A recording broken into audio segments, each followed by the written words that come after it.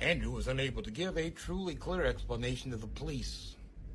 He himself was amazed and confused as a detective who was listening to his story. It all goes back some 30 years ago. Irene was a highly sought-after fashion model, and she had just landed a formidable contract for an assignment in New Orleans. Irene had always wanted to visit the Big Easy during the Mardi Gras and experience the vibrant party atmosphere. Irene decided it would be a wonderful idea to book herself into a quaint hotel in the midst of the French Quarters. After checking in and quickly freshening up, Irene thought she'd explore the area, getting the feeling of what all the fuss was about. The atmosphere of people dancing to calypso music, colorful costumes, people drinking, well, to be frank, the entire celebration was amazing to the ears and eyes. As Irene continued to explore, she found herself on a small side street.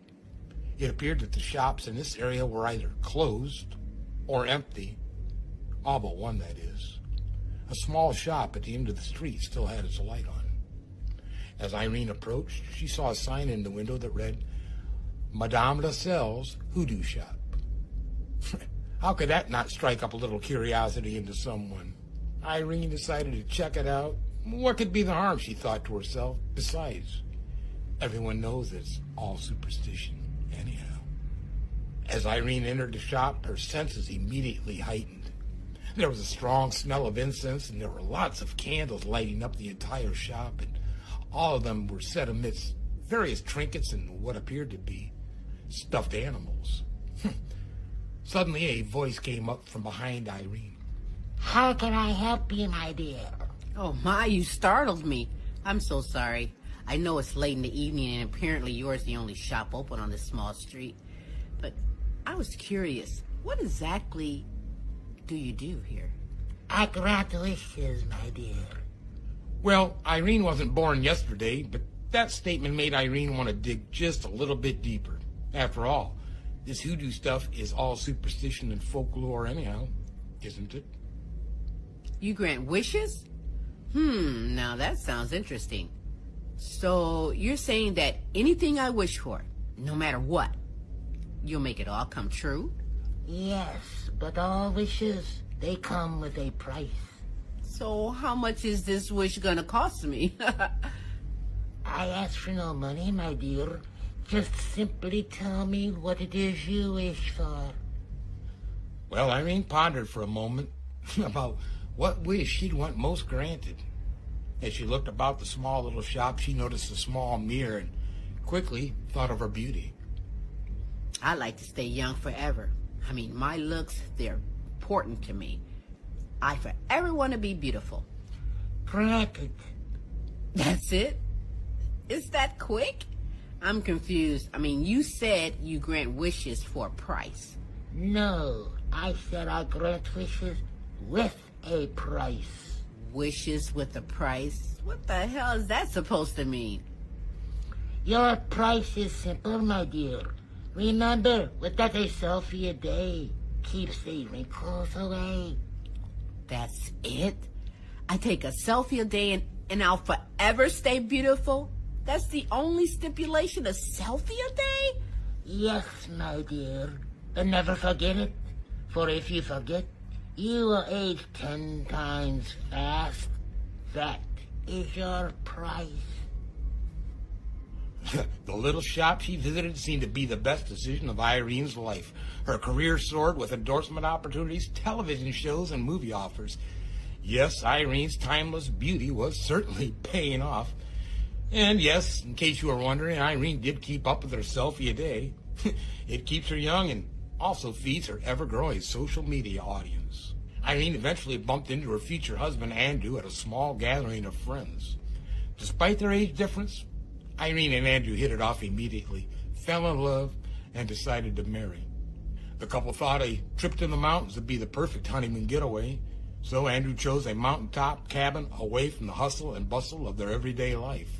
The newlyweds were excited as they approached their cabin, and it certainly was up in the mountains, and the views were breathtaking. This is perfect, Andrew. What a great place for pictures. You know the old saying, a selfie a day keeps the wrinkles away. Actually, Andrew had never heard that before, except from Irene. He thought it was a model saying or something. He did know that Irene did religiously take a selfie a day, no matter where they were or whom they might be with. Everything was perfect until the second evening. The weather seemed to change immediately, and it now appeared that they were caught in a blizzard. Andrew had gathered some extra logs and was refueling the fire when all the electricity went out. The heavy snow had obviously snapped the power lines and had also buried their car way past the roof. Don't worry, Irene. In a day or so, it'll all be gone and we'll be back home. I'm not worried. I mean, I've got you and my phone. What more can a girl ever want? On the third day of being snowed in, Irene figured out exactly what else she might need. Irene's cell phone was nearly out of battery life.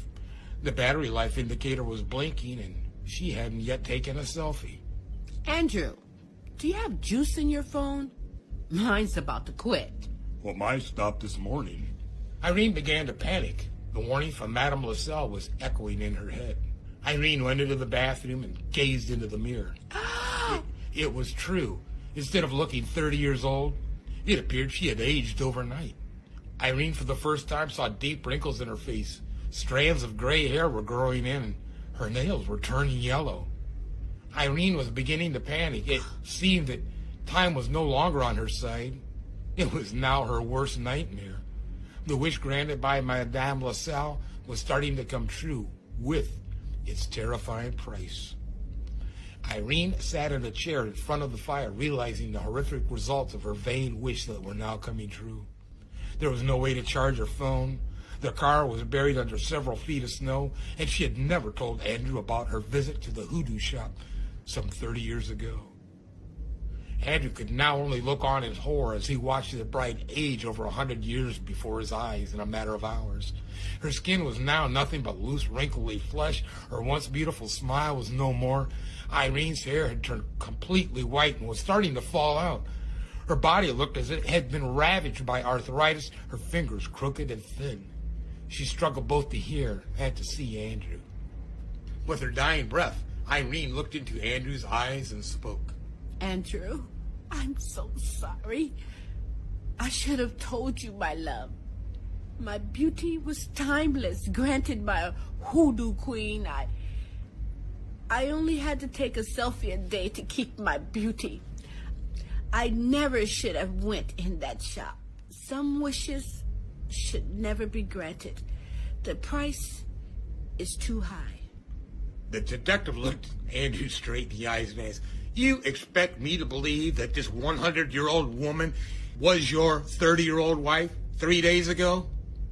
Andrew could only sob as he watched the wedding band slip from his bride's finger and onto the cabin's floor as the coroner took her lifeless body away.